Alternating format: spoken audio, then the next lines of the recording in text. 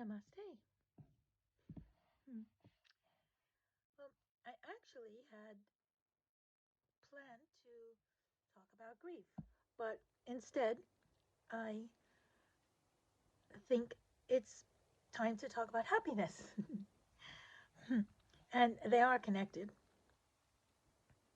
because, well, the more happiness you've had with someone, then the more you grieve when they're not here anymore in their physical form that we enjoyed. But that's for another day.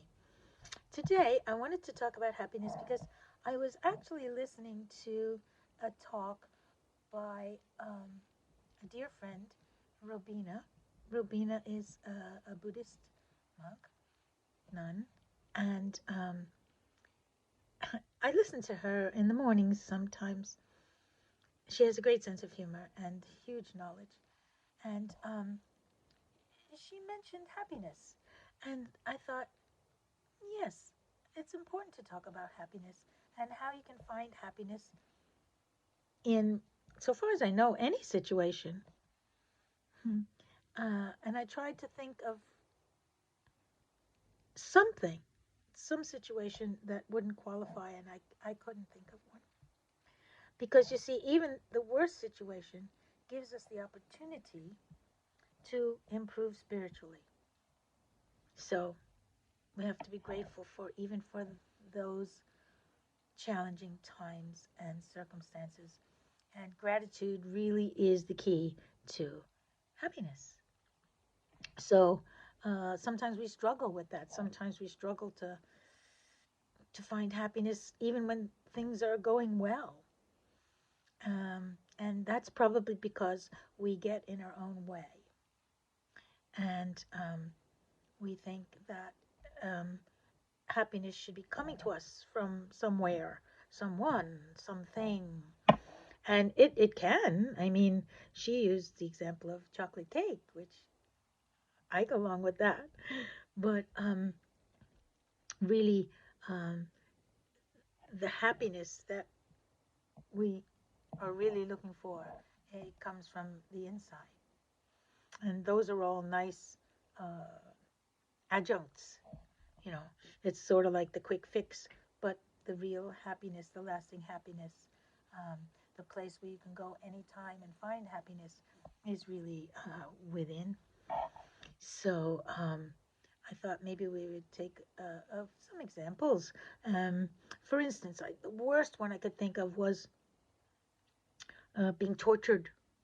You know, how in the world do you find happiness in being tortured? Well, you can find happiness, I guess, when it stops occasionally. But the answer is that being tortured gives you the opportunity to go deeper into your spiritual self and find peace and compassion and even forgiveness for the torturer. That's happiness. Now, that's pretty extreme. So, but in any of our circumstances, it depends on where you want to focus. You can focus on the worst part of it, or you can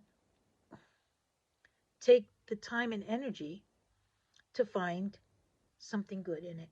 There's always something good. Uh, when I was hit by a car, 5 years after I was released from prison, I got hit by a car. Not me. This is not supposed to be happening to me, is what I said as I was flying through the air to myself. I've already had mine. I've been tested. This is not supposed to be happening to me. It's supposed to be happening to somebody else. But it was happening to me. And then afterward, I wasn't able to walk for a while. I wasn't able to. I was. I was barely able to get to my classes to teach with a stick. Um, but that taught me how to be a better teacher because before that, I didn't know what pain was, physical pain. I didn't know what it was like not to be able to do something. My body was my refuge. They could take everything else away from me, but my body saw me through. Of course, that was an illusion. It was not my body. My body was certainly a great tool, but it was really my spirit that was getting me through, and the spirit that my spirit is part of. So uh, I realized that actually, now, it wasn't necessarily a gift. Um, and of course, all those things get worse as we age. But the fact is that it did make me a better teacher. So that was the part that I focused on. The rest, yeah, it was all true. Just like I was in a death cell and they're waiting for them to kill me. That was all true. But in that situation, I decided I would focus on also the fact that was just as true, that it was an opportunity for me to do my spiritual work and become a better person. So that was where I chose to focus. I wasn't in denial. It was simply that I realized I had a choice, and that was the healthier choice for me. And so I think that's important. I think that's important to remember and to apply to our lives on a daily basis.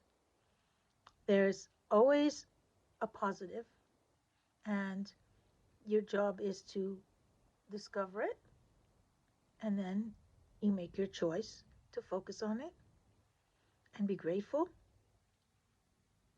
and be happy. Now, it always helps to have tools, and I've talked about these tools and demonstrated them many, many times.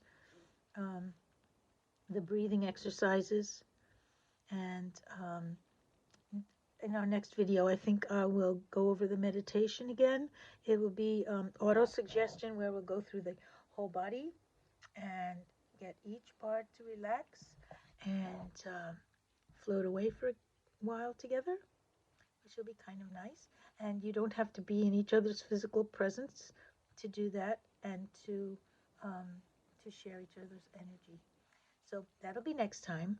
For now, I wish you happiness on your journey and uh,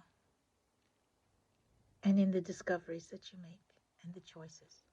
So, namaste.